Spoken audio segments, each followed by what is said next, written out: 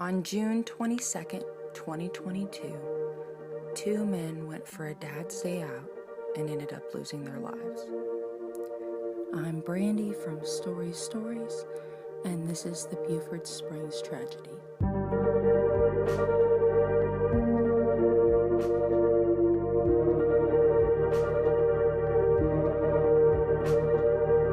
The Beaufort Springs Sinkhole is located in Chasahowitzka National Wildlife Refuge on the west coast of Florida, about 70 miles north of St. Petersburg. It is famous as the southern wintering site for the reintroduced eastern population of whooping cranes. The site is only 6 miles north and about a 20-minute drive from Eagle's Nest Cave, one of the most famous cave diving sites in the world. The cave consists both of fresh and salt water and varies in color throughout the year. The water can range from completely clear to very poor visibility. Tannins are produced by the process of decaying leaves and make for a yellow or brownish tinted water. In addition to this, algal blooms sometimes take over the cave, hazing everything with green. These blooms occur when the nitrogen content of the water gets too low, so this can even happen in the winter. To get to the site itself, visitors used to have to climb through marsh mud and swamp land, which often had alligators and snakes climbing around in it. But in 2019, the park put in a walkway due to all of the divers getting lost, as well as to help with environmental protection. Beaufort Springs Cavern goes down to approximately 170 feet and has two main entrances.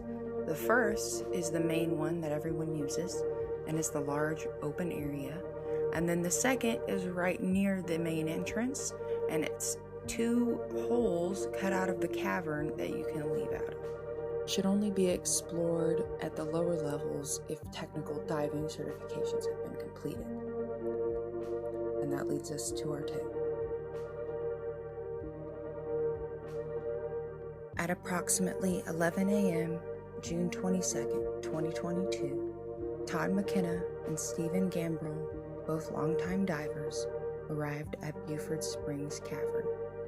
They spent a few minutes preparing for their dive and chatting with three juveniles who had come to the park to swim and hang out by the water. They then entered the water and began their dive, but a few minutes later, they resurfaced. Teens overheard their conversation and that it was in regards to possibly going back down into the cave and whether or not they had enough air in their tanks to complete the dive. It is also believed that one of the divers mentioned that he possibly had a leak in his tank. After a short time, both adults dove back down under the water. A short while later, the teens observed one of the divers come up to the surface. The diver was floating face down, which the teens believed he was doing purposely to look for the other diver who had yet to surface. Before long, the teens noticed there were no bubbles coming to the surface like there had been earlier. They swam over to check on him and received no response. They were able to get the diver over to the dock, but were unable to lift him out of the water. It is now 12:20 p.m., and one of the teens makes the 911 call. When the two deputies arrived, they jumped into the water and together lifted the diver onto the dock. He was obviously deceased. Deputies waited for the other diver to come to the surface, knowing that he would soon run out of air. But as time passed and the second diver did not surface, it was surmised that he encountered some sort of problem in the cave. Several members of the IUCRR responded to the scene to attempt a recovery mission for the second diver. These highly specialized cave divers entered the water and began the search for the second diver. They located him approximately 137 feet below the surface. Obviously deceased, the diver was recovered and brought to the surface. Neither of the divers had any obvious signs of trauma, and both appeared to have the appropriate diving equipment. So what could have gone wrong? In almost every fatal scuba accident, we lack significant data, since the people who were a part of it are no longer around to tell their tale. So we try to reverse engineer what we can to determine the likely causes. From there, we can sometimes learn something about diving safer or confirm and remind ourselves of lessons that are already well known in the community. In my opinion, given the facts stated by the Sheriff's Office, nitrogen narcosis, possibly in tandem with hypocapnia, was the most likely cause. The scenario I think that happened was that Todd McKenna and Stephen Gambrell started their descent to Beaufort Springs, likely reaching the rock pile at about 50 to 70 feet, where there is a lot of stuff to interact with. During this time, Gambrell might have experienced some issues with his regulator and the connections to it. I've had a regulator leak on me before when I tried surface supply diving. I was hooked up to an unlimited oxygen supply tank with a snuba and swim around on the surface, so you don't have to do any training or anything towards diving. And my experience when I had a really bad leaky regulator was that the only way I could breathe when it was like that, because they fixed it 3 or 4 times, and the only way to breathe really was to take these deep breaths, these deep shallow breaths, so that I wouldn't suck in water from all the pressure. And in my opinion, I think that might have happened to Stephen, because he was the second one found down in the cave. So after experiencing this leaky regulator a few minutes into their dive, Stephen signaled to Todd that they needed to return to the surface. On the surface, they were able to talk about the fact that he had a leak, that it was likely fixable, and he just ended up tightening up his regulator hoses. And they decided that the amount of air that they should have in their tanks was just within safety margins, and decided to dive back down on partial tanks.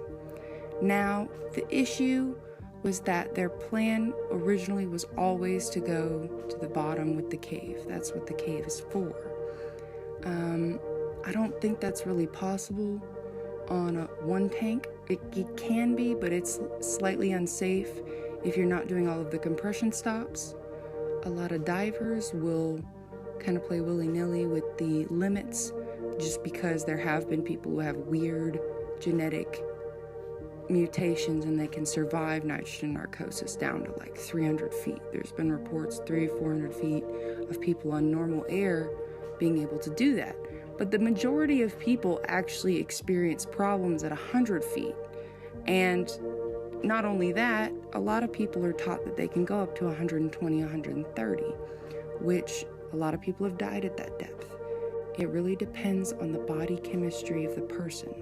Partial pressures have to do with the compression on your body and your lungs, and because your lungs are compressed and also the gas in the tank becomes extremely compressed, you end up breathing in way more oxygen and nitrogen that are in the tank than you normally would on the surface. So breathing in too much nitrogen leads to the bends. It's when the nitrogen bubbles get stuck in your limbs and many other places because they don't absorb properly back. You don't give it enough time to readjust. So the other issue that a lot of divers know about, but they don't really think about the reason, I didn't really think about the reason. I've always heard of hyperventilation being very dangerous as a diver. And the reason behind that is hypocapnia or hypocarbia. Now, it normally comes from hyperventilation, and then when you hyperventilate, it starts your body on this weird loop, and you can't breathe properly, which makes your body panic even more chemically, not just psychologically. Even if you try to calm yourself down, hyperventilation can cause a chemical snowball effect where you end up hyperventilating worse and worse and worse and worse. So many divers know about hyperventilation, as it causes that, and then you pass out down there. But what a lot of divers don't know about is that any kind of improper ventilation can cause hypocarbia. So if you do not breathe in deep enough, if you take too shallow a breaths, too slow and deep a breaths, really anything that almost would make you lightheaded on the surface, any weird breathing you can't do down there. It's going to adjust how you absorb chemicals. So I believe that Mr. Gambrell was already suffering from hypocapnia when they returned to the surface, because I can tell you what I experienced with snoobing, if I was under the water, I would have definitely had some of it. I would have for sure. The other issue that I think these gentlemen experienced was that they got older. They were used to diving for many, many years. And as you age, think about it like in terms of alcohol. Because when you dive and you breathe in these high concentration of chemicals, your body almost treats it like when we take drugs or drink alcohol. You get an effect, but it's a negative effect because you can get poisoned very fast. So, I think he already had hypocapnia just based off of the slow breathing that I had to do when I was snoobing. It would be the same sort of thing to not bring in more water. If you're already choking on water with a rebreather, if you're already choking on water with a regulator, you pretty much have to not drink water. So he likely had hypocapnia, and they did not wait on the surface long enough. In addition, hypocapnia will exacerbate, well, it doesn't really exacerbate or work in tandem with, but they both will poison you. It's like doing two different drugs. It's like drinking and doing pain pills. It's gonna be real bad and real hard on your body. I believe he was accidentally suffering from hypocapnia, and they went just on the limits of surface time, being around 5 to 7 minutes for any one of the times that I calculated. It was somewhere in between there. Max, if they waited 10 minutes, there probably would have been no issue, but they would not have been able to go all the way down. The other problem is he was found at 130 feet, which really, when you look at the dive tables, it's not safe to do on a half tank because you have to do a decompression stop because of the fact that they already did a dive before.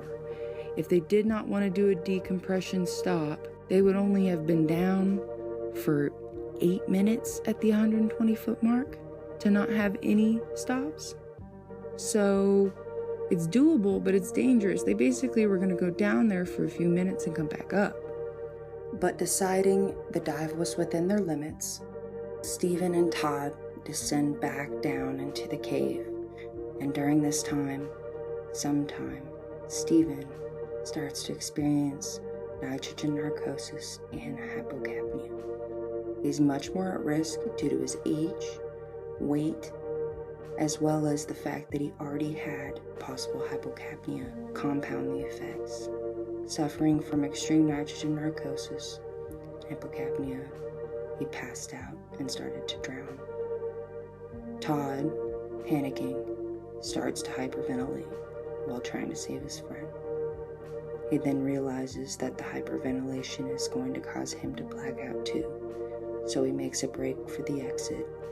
Just as he's starting to pass out, he inflates his BC to ensure that he gets to the surface, hoping that the kids would see him and save him. They did not.